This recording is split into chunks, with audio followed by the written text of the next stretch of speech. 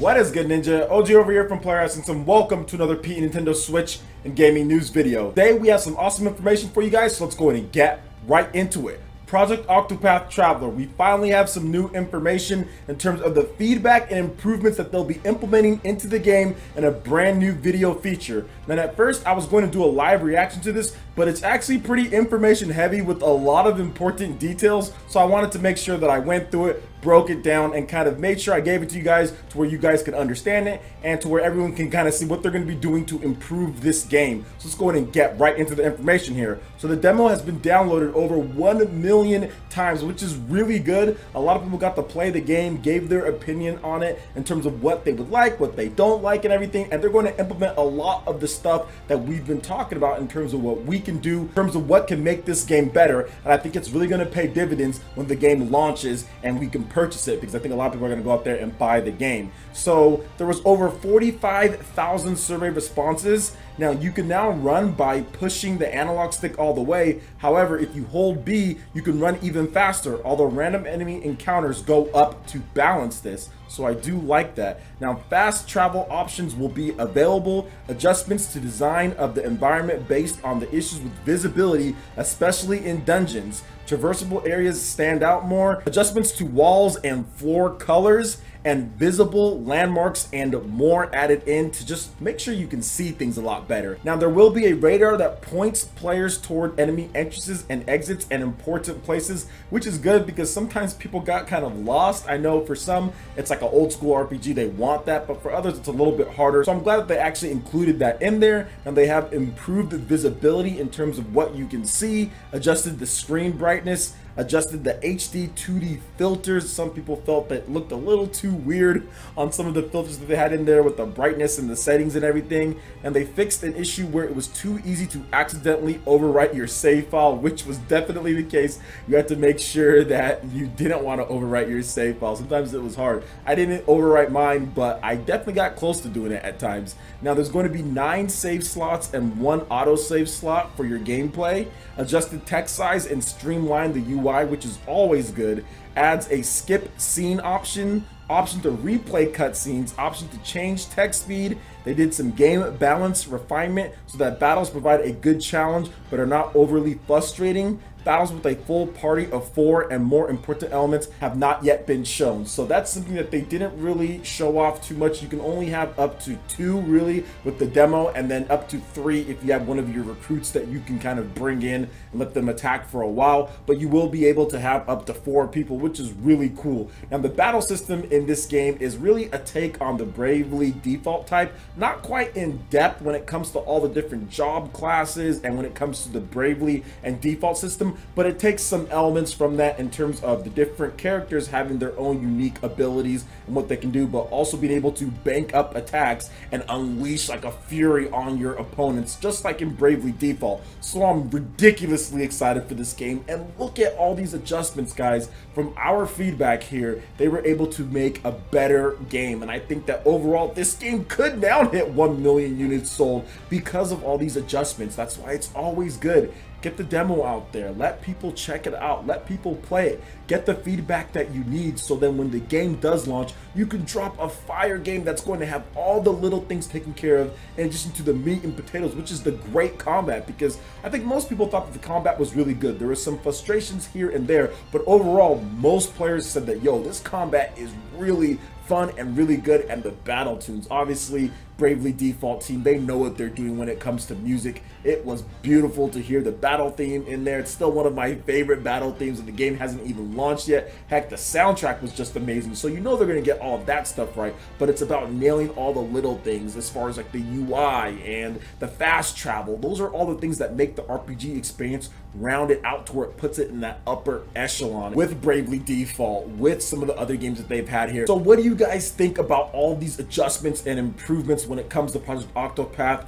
Traveler on the Nintendo Switch. We still don't have an official name or an official date, but it's going to launch in 2018 at some point. I think they're going to take a little bit more time to refine things, make sure that everything is solid, but I think this is going to be one of those big games for Nintendo going forward. It's gotten a lot of traction, a lot of people have checked out the demo, so I definitely think that it's on a lot more people's radar now, not only with these adjustments here, but because of that amazing demo. So what do you guys think about Project Octopath Traveler and all the adjustments? Let me know your thoughts in the comment section below. All right, and moving into the next article here, we have a brand new game announcement for the Nintendo Switch. Vambrace Cold Soul is in the works for the system. So I've never heard about this title before, and it looks really interesting. Kind of reminds me of Darkest Dungeon a little bit. Coma Recruit from Despresso Games came to the Nintendo Switch not too long ago. The studio's next project, Vambrace Cold Soul, is also confirmed to be coming to the Nintendo Switch. And shout outs to Nintendo Everything for the article here. So Despresso says that Vambrace Cold Soul is a fantasy rogue-like adventure game. We have a teaser and some information about it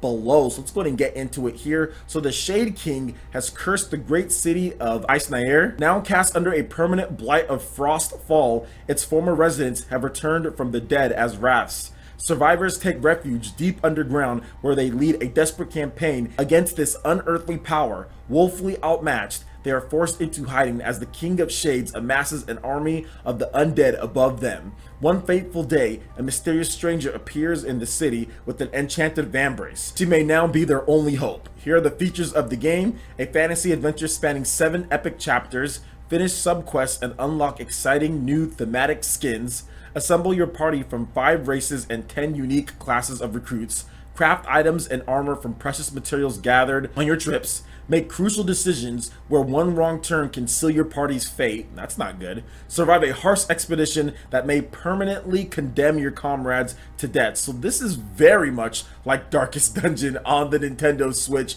It looks like it, seems like it's going to play like it. It even has that 2D and art style like it. So I'm down for games like Darkest Dungeon. That game is actually doing really well on the Nintendo Switch. It was up to number 3 on the eShop charts. We also have a physical edition of that game that's in stores, so people can buy it physical if they want to as well. And this one's looking really good. These rogue-like games are kind of popping up out of nowhere, but honestly they're a really good fit for the Nintendo Switch because of the portable nature of it. You can kind of play anywhere that you want. You can kind of grind and go through and do what you need to do in order to power up and level up and not make that mistake and get that perfect run in terms of what you want to play in the game. So I'm excited for titles like this to come over to Nintendo Switch, and it definitely has me interested in it. I wanted to check out Darkest Dungeon, but I just don't have the time at this point. There's so many good games that I still need to get to, like Celeste. I still need to finish games from last year, like Mario + Rabbids Kingdom Battle. Haven't even beat that game. So the games are just stacking up one after another, and Bayonetta 2 is coming out, and you guys know I have to drop everything that I'm doing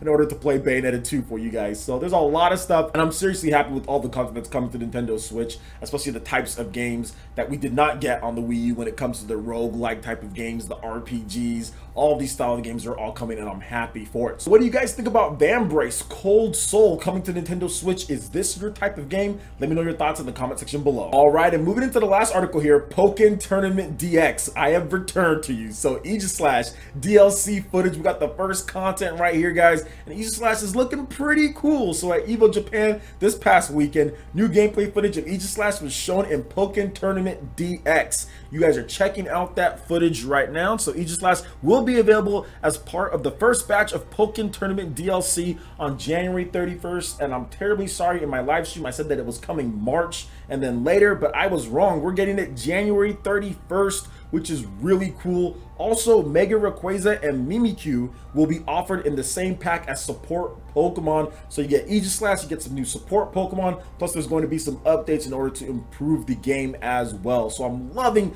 the extra content and continued support that Pokken Tournament is getting. This is one of those games that a lot of people didn't feel was going to do that great on the Nintendo Switch, because we recently just got Pokken Tournament on the Wii U, but that is not the case at all. Pokken Tournament on the Wii U has a myriad of issues, and I'm really happy that they brought this game over to Nintendo Switch, because the Switch pretty much fixed all of those issues and it's going to continue to get the support. It got all the DLC that didn't come to the Wii U, that came from the arcade version, in addition to brand new DLC and more content being added in and updates, plus additional online features and offline game modes that are not available on the Wii U or the arcade version of this game. So really, the best version of Pokken Tournament is on the Nintendo Switch, and of course you can practice anywhere you want with the system. So it's one of those things to where I thought that needed to happen, and I'm glad it did. I think once Blastoise drops, that's when I'm going to get back into Pokken Tournament, because I have to go some rounds with Blastoise. It's been a while since they added a Pokemon that I really like in the game.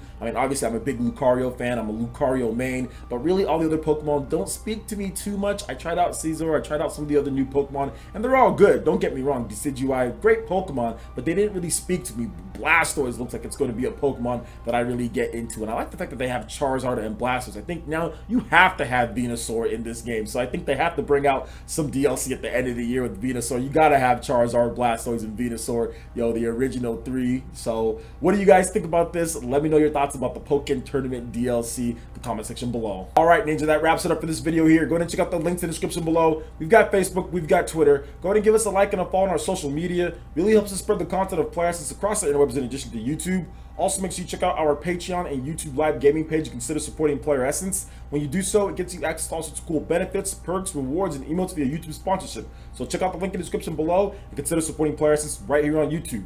Hit that like button if you did like this video. Lets me know you guys want more content like this going forward in the future. And subscribe to Player Essence for the latest RPG, Japanese, and Nintendo gaming news. Thank you so much for watching. I will catch you for the next video. Peace.